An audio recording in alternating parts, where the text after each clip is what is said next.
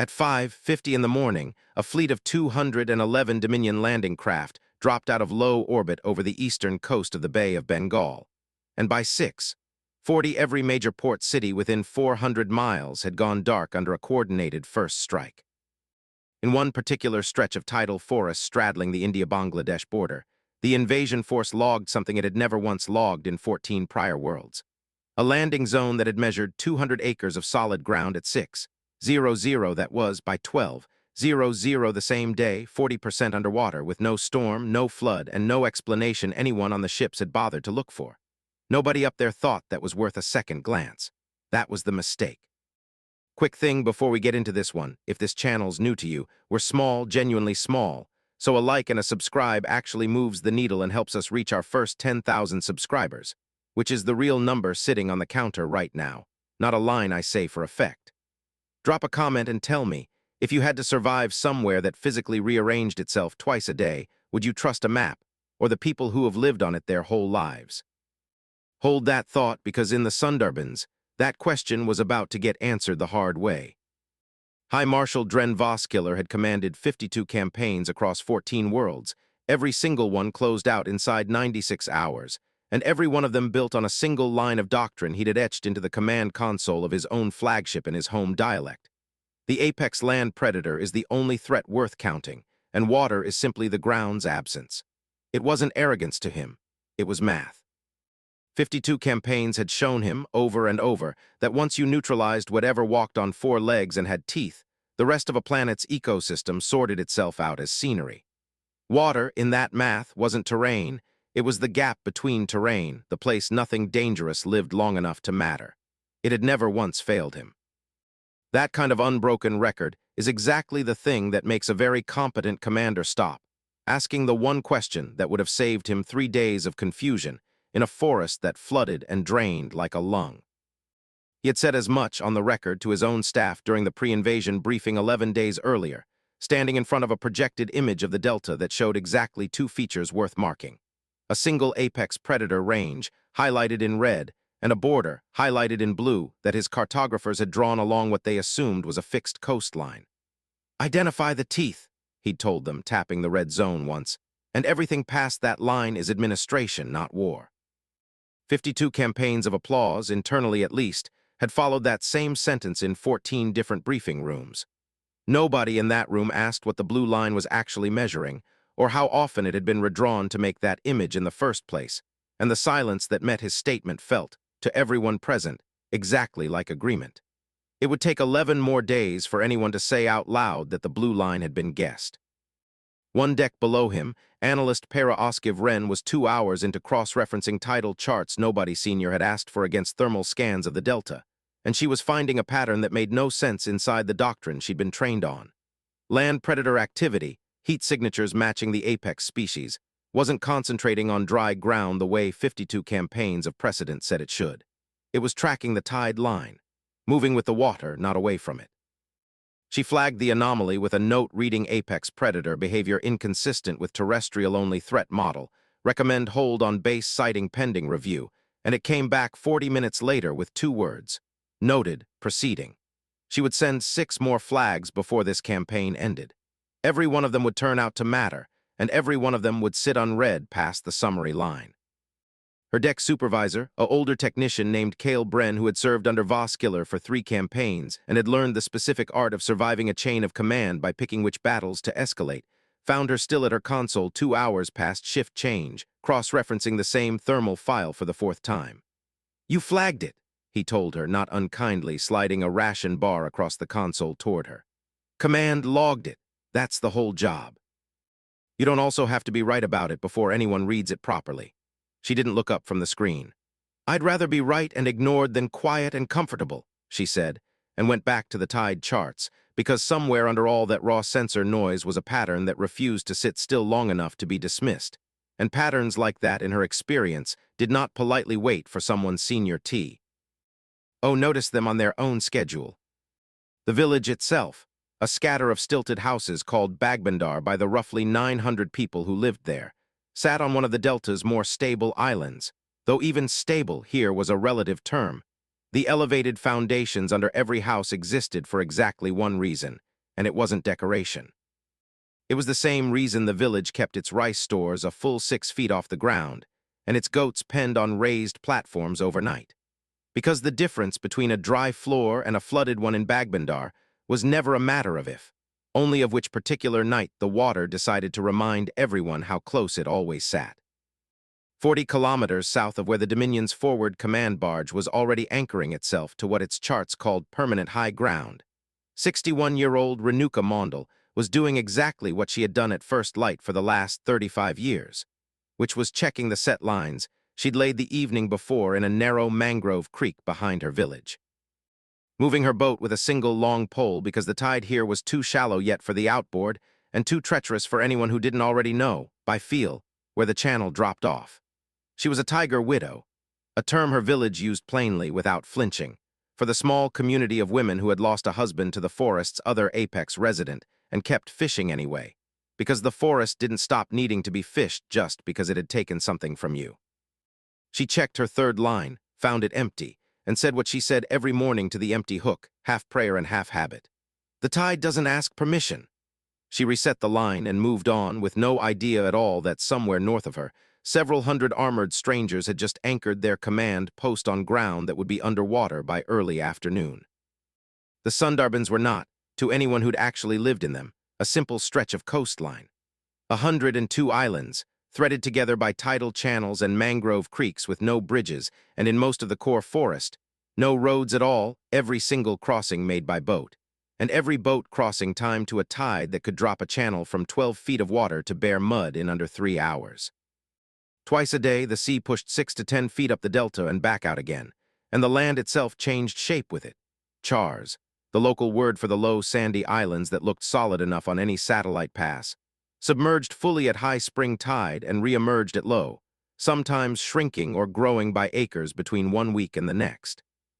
The forest's resident tigers, unlike every other population the Dominion had ever profiled, swam these channels as a matter of course, crossing gaps up to 3 miles wide, hunting at the tide line where prey animals came to drink, moving with the water rather than avoiding it. And the forest had its own alarm system, older than anyone could date precisely.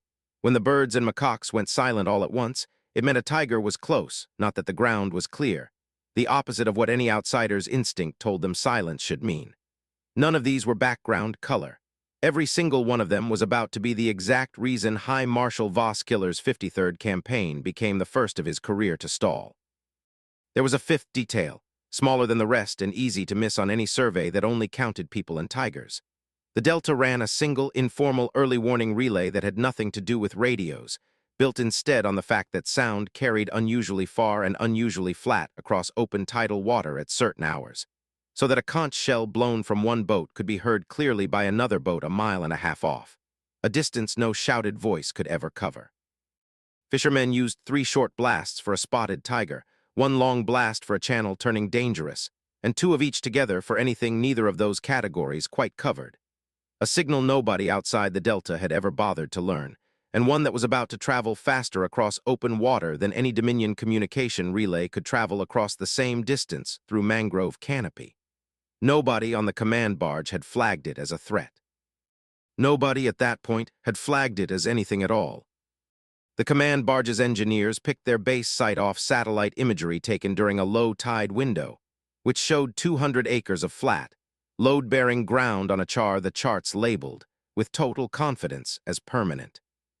By 6 hours after landing, the tide had come back in on schedule the way it had every single day for longer than the Dominion had known this planet existed, and 80 acres of that, permanent, ground had gone under 18 inches of brackish water, taking 2 forward sensor arrays and 1 parked transport with it. Voskiller received the incident report with Th.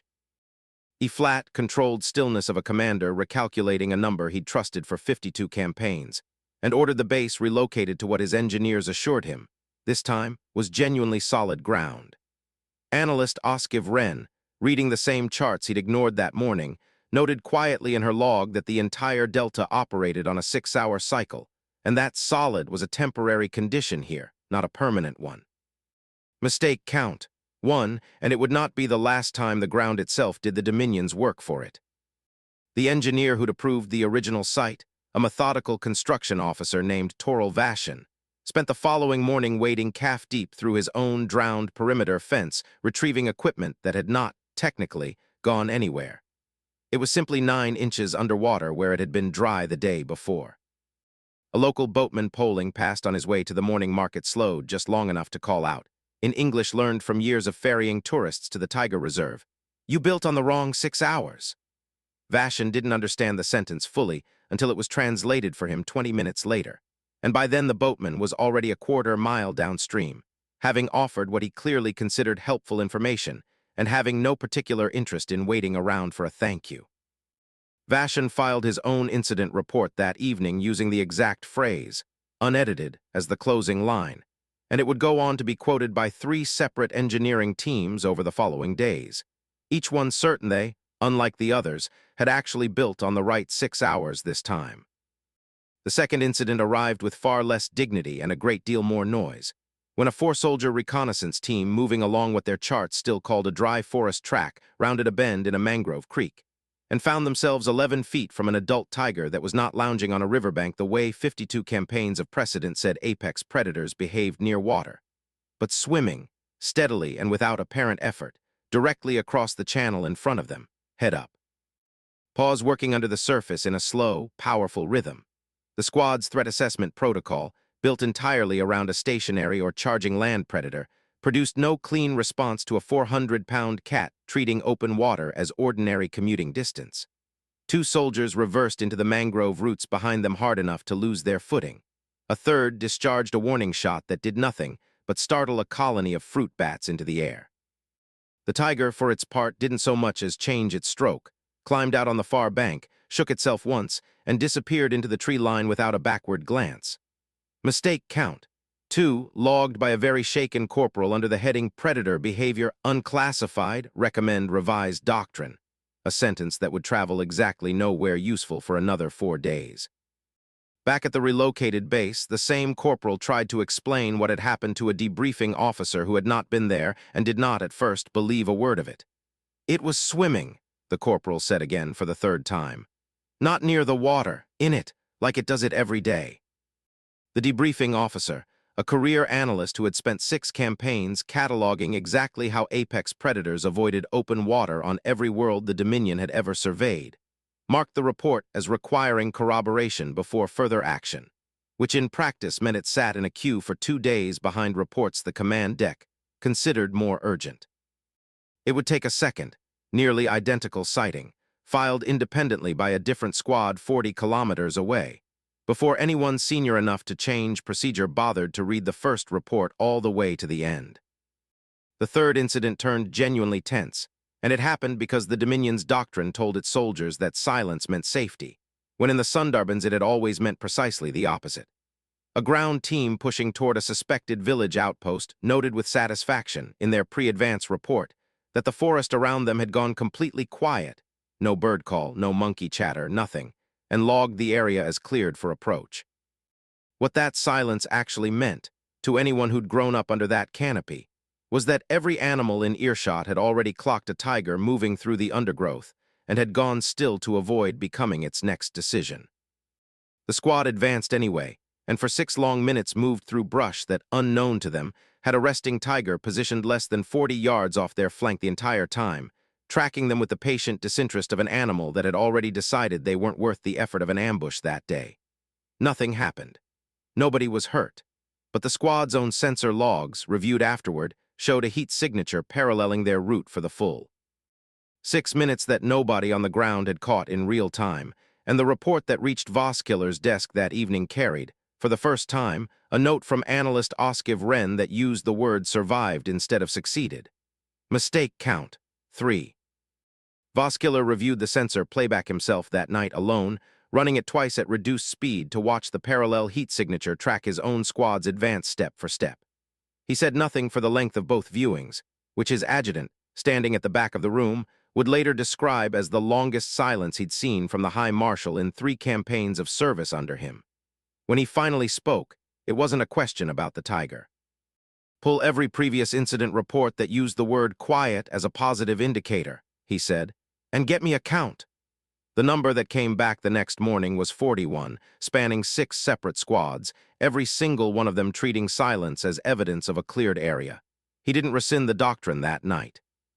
But he added, for the first time, a single conditional line to the standing patrol orders: verify absence of local wildlife activity through direct observation, not censor inference alone. And analyst Hfy Sci, reading the amendment the next morning, recognized it for what it was. Not a correction, but the first crack wide enough to see light through.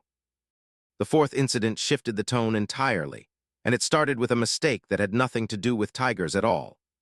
A young Dominion engineer, part of the crew relocating the flooded base equipment, misjudged a channel crossing at a tide the local charts would have told him was already turning, and went into the water when the narrow skiff he'd been assigned overturned in a current stronger than anything his training had prepared him for.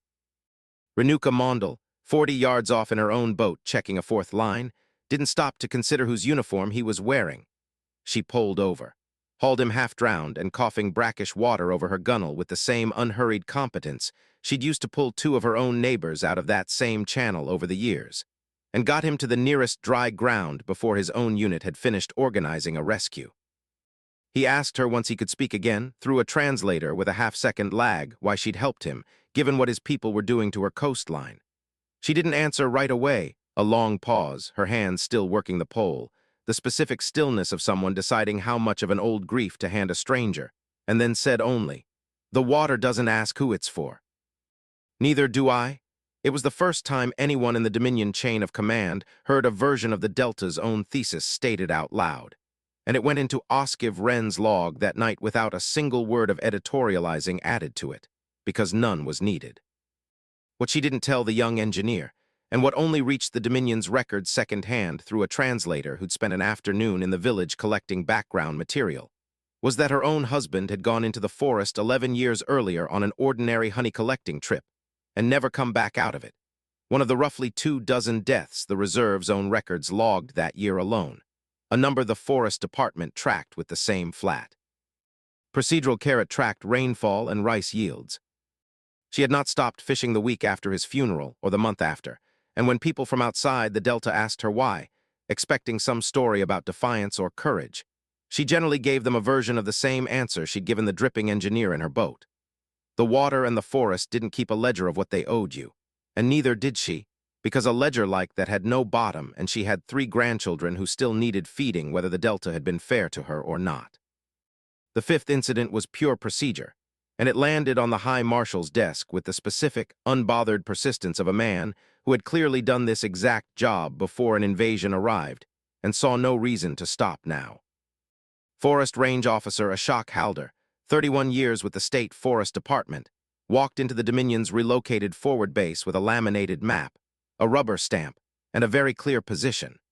Any entry into the designated core tiger reserve required Form C under the Wildlife Protection Act, full stop, invasion or no invasion, and he would need to see a permit application before any further personnel movement through zones 11 through 19. It took 4 translators and 20 full minutes to get the concept of core zone entry permit fully into a form the High Marshal's staff could process, and by the end of it, Voskiller was standing in his own command tent, listening to a single unarmed man in a government-issue vest explain, calmly and at length, that his forces were technically in violation of a conservation statute. "You may proceed to zones 1 through 10 without further paperwork," Halder told him, closing his ledger with a snap. "But the core area is by permit only. I don't make the rule, I just enforce it." Mistake count 4, and it was the first entry in the log that made Para Hfy Sci write, privately, that she was no longer certain what kind of war this actually was. Halder returned 3 days later, unbothered by the intervening incidents, to inform the High Marshal's staff that the temporary access he had granted for zones 1 through 10 was set to expire in 72 hours and would require formal renewal, and that renewal, per department policy, required a site inspection he was fully prepared to conduct personally. An adjutant attempting to explain that the Dominion's presence in the Delta was, by any reasonable definition, a military occupation and not a licensed activity subject to renewal, got as far as the word occupation before Halder cut in not unkindly. "Everyone who's ever come through this forest called it something different," he said, closing his ledger with the same small snap as before. "The paperwork doesn't change based on what you call yourselves." It changes based on what zone you're standing in. He left the renewed permit on the adjutant's desk anyway, dated correctly, stamped twice, and walked out the way he'd walked in, entirely unhurried, as if escorting an invading fleet through conservation law were simply Tuesday's remaining item on a longer list. The sixth incident put all of it back together into something the High Marshal could no longer file under coincidence. His engineers, still convinced the Delta simply needed a better chosen site, identified a second char that satellite data pulled, again from a single low-tide pass, rated as stable, permanent, and ideal for a fortified forward base. Renuka's own nephew, a young man who worked seasonally with the Forest Department's tide monitoring post, tried to warn the crew building it that the char in question was known locally to fully submerge during the spring tide due in 4 days, a fact that had nothing to do with weather and everything to do with the moon, and was therefore entirely predictable to anyone who checked a local tide table instead of a satellite still. He was turned away twice at the perimeter before analyst Oskiv Wren, on her own initiative, finally routed his warning directly to the High Marshal's desk with her own recommendation attached in bold. Hold construction, verify against local tidal data, do not rely solely on single-pass imagery.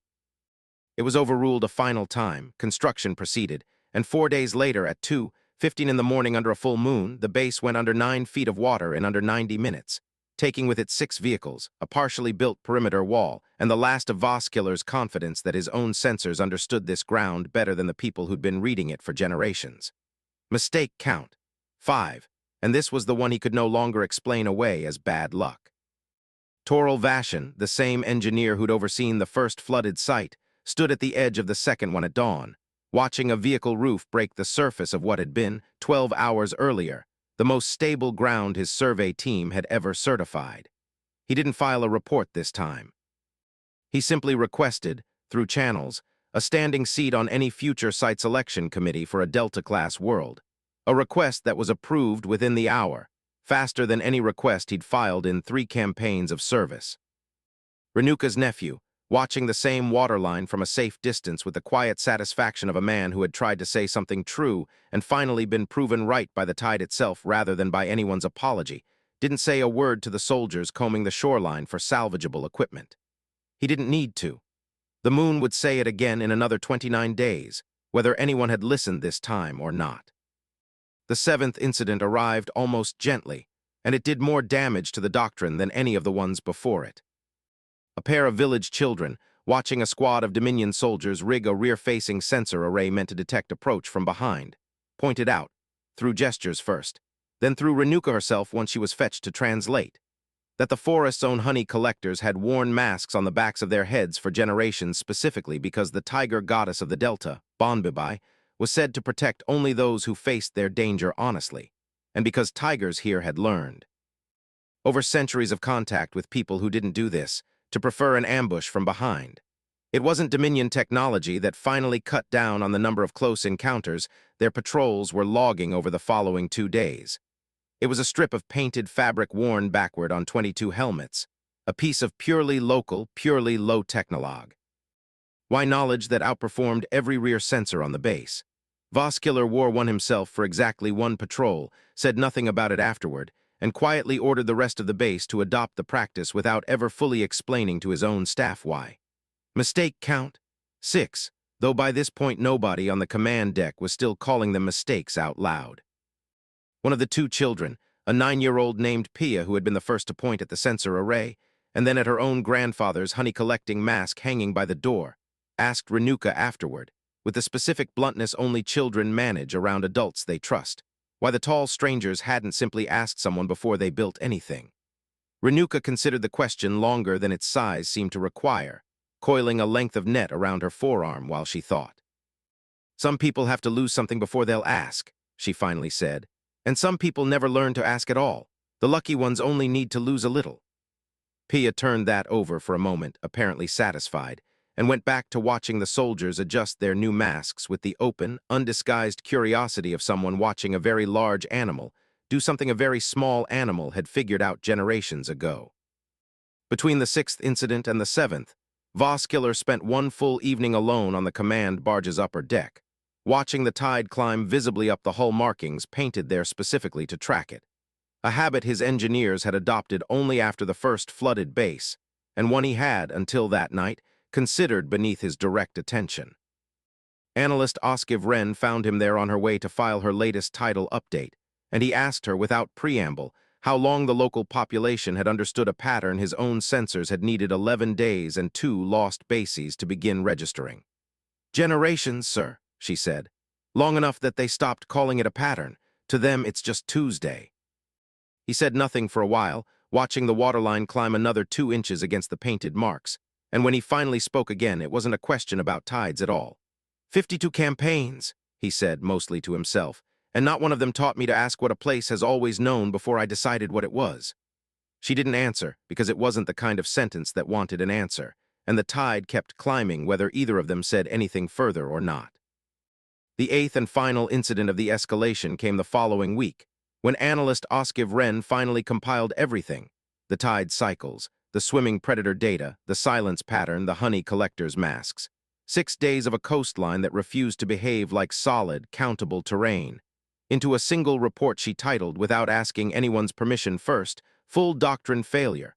Water is not absence." She walked it to the High Marshal's desk herself instead of routing it through channels, set it down, and said, in the clipped, formal register her whole service had trained into her, "Sir, I've read every page of this myself twice, and I need you to read it before we lose anyone." He did not answer immediately, a long pause, one hand flat on the unopened file, the specific stillness of a man about to admit that 52 campaigns had not, in fact, prepared him for a 53rd, and then he opened it. Mistake count. 7, and it was the first one he chose to count himself. He read for 11 minutes without speaking, long enough that analyst Oskiv Wren remained standing at attention the entire time rather than presume she'd been dismissed. When he finally looked up, his question wasn't the one she'd braced for. "How long have you known the doctrine was wrong?" he asked, "and not just incomplete?" She answered without hesitating, because she'd asked herself the same question 3 nights earlier and had already settled on the honest version. "Since the 2nd incident, sir." "I didn't have the language for it until the 5th. He nodded once, closed the file, and set it squarely on the corner of his desk where it would remain, visibly, for the rest of the campaign, not filed away, not forwarded up the chain and forgotten, but kept in view, the way a man keeps a debt he intends to pay rather than one he hopes to outlast. 3 days later, everything Voskiller's doctrine had refused to see converged on his relocated command post inside the space of a single incoming tide.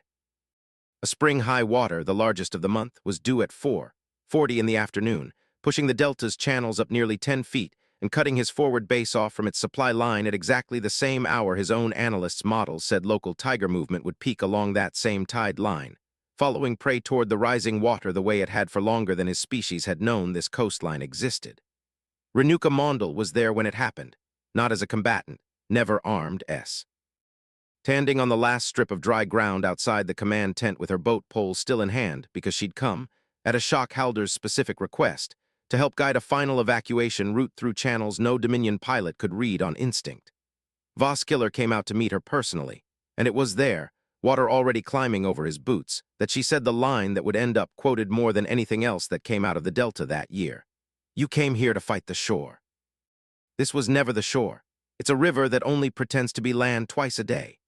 He looked past her, toward the tree line where a tiger was crossing the flooding channel in slow, unbothered strokes not 60 yards from his own perimeter, entirely indifferent to the 200 armed strangers on the bank, and something in his posture changed. His hand, halfway to the comm unit at his collar, simply lowered again, and he gave the order to withdraw before another word was said. The withdrawal itself took 40 minutes longer than his own logistics officer had calculated, not because of any resistance, armed or otherwise, but because the only routes his pilots could actually navigate through the rising channels were the ones Renuka and 3 other boatmen called out in real time from the bows of their own small craft, reading currents by eye that no Dominion instrument had been built to register. At one point, a transport barge stalled broadside in a channel narrowing fast enough to be visibly closing, and it was a shock Halder, standing on the near bank with his ledger still under one arm, who shouted the single piece of information that got it moving again, that the deep channel ran along the western bank at that bend, not the center. A fact recorded in a Forest Department survey from 6 years earlier that had never once been requested by anyone from off-world until that exact minute. Voskiller watched the barge clear the bend with 90 seconds to spare before the tide fully closed the gap behind it, and said nothing, because there was, by that point, genuinely nothing useful left to add. The warning that had reached Renuka in time to be on the water at all had traveled the same route it always had, one long conch blast, relayed boat to boat down 2.5 miles of open channel faster than any radio call the Dominion barge could have routed through the mangrove canopy, carrying the same message it had carried for generations. The channel is turning, and whoever is out on it needs to already be moving. Analyst Hfy Sci, monitoring the evacuation from a hovering shuttle overhead, watched her own sensors register the sound and initially misread it as some kind of coordinated signal jamming, until she cross-referenced it against her own tide predictions and understood, with the specific cold clarity of someone watching a country's oldest technology outperform her fleet's newest, that it was simply the Delta warning itself the way it always had. Whether anyone off-world was listening for it or not. The resolution that followed cost nothing on either side, a fact Voskiller insisted on stating in his own official log in language stripped of any hedging. 0 casualties, Dominion or local, across the full engagement. He met with Ashok Halder and Renuka Mondal 2 days later on genuinely dry ground, at low tide, in a forest department office that still had Halder's form C ledger open on the desk. And the terms they reached were not a surrender by any definition his command structure would recognize, but a full withdrawal of ground forces from a delta his own analyst's report had already, on paper, conceded as unwinnable under any doctrine built around dry land. It was Para Hfy Sci's report, filed formally and without a single word of it softened, that ultimately reached Fleet Command and forced the question no one had asked in 52 prior campaigns. What happens when the apex predator doesn't respect the line you drew between land and water? Nobody in that room had a clean answer yet, and the files stayed open for a long time after the Delta itself had gone quiet again. Before he left the Forest Department office that day, Voskiller asked Renuka, through the same half-second lag translator that had carried every conversation between them, whether she had ever once, in 35 years on that water, considered it worth being afraid of. She thought about it with the same unhurried care she gave most questions worth answering properly. Afraid, yes, plenty of mornings, she said. Afraid enough to stop going out, never. He asked why not, and she shrugged in a way that made the translator visibly struggle to render the gesture into anything formal enough for his ear. Because the fish don't check whether I'm afraid before they take the bait, she said, and neither I expect do you. It was the closest either of them came to a joke, and Halder, gathering his ledger to leave, noted afterward that it was the furs. Tea time in 11 days, he'd seen anything resembling a smile cross the High Marshal's face, brief as it was. In the weeks that followed, the Sundarbans went back to looking from any altitude, exactly the way they'd looked before any of this began, and the people who lived there returned to the specific, tide-timed rhythms that had never really stopped even during the 11 days it was interrupted. Ashok Halder closed out his own paperwork with a note reading unauthorized entry, resolved, core zone secured, and was, by all accounts, back at his desk processing ordinary honey collection permits within the week. Renuka's nephew went back to the tide monitoring post full-time that season and made a point of showing every new recruit the exact char that had swallowed 6 Dominion vehicles, telling the story the same plain way every time, not as a victory, just as a fact about the ground. The 2 soldiers who'd gone into the mangrove roots over a swimming tiger were, according to the one account that made it back through unofficial channels, given a standing joke around their own barracks for months, one they were said to have taken with reasonably good humor. And the honey collectors kept wearing their masks facing backward, Dominion presence or not, because it had worked long before anyone from off-world arrived to be confused by it, and it would keep working long after. Pia, the 9-year-old who'd asked why the strangers hadn't simply asked someone first, told the story to her entire classroom the following week during a school assignment about something unusual that happened this year, and was mildly disappointed when her teacher marked it as creative writing rather than current events, a distinction Pia continued to dispute for most of the following term. Toril Vashan, the engineer who'd flooded 2 separate sites in the same campaign, requested and received a transfer to a purely advisory role on future tidal world assessments, and would go on, according to fragments of Dominion record that eventually surfaced, to become the fleet's single most cautious voice on the subject of any coastline that changed shape twice a day. And the boatman who'd called out, "You built on the wrong 6 hours." To a confused Dominion engineer went right on ferrying tourists to the reserve's watchtowers each season. Adding the line, unprompted, to the standard tour narration he gave every group afterward, whether they'd asked for an invasion story or not. Bagbandar itself held no ceremony to mark any of it, no monument, no official date set aside on the village calendar.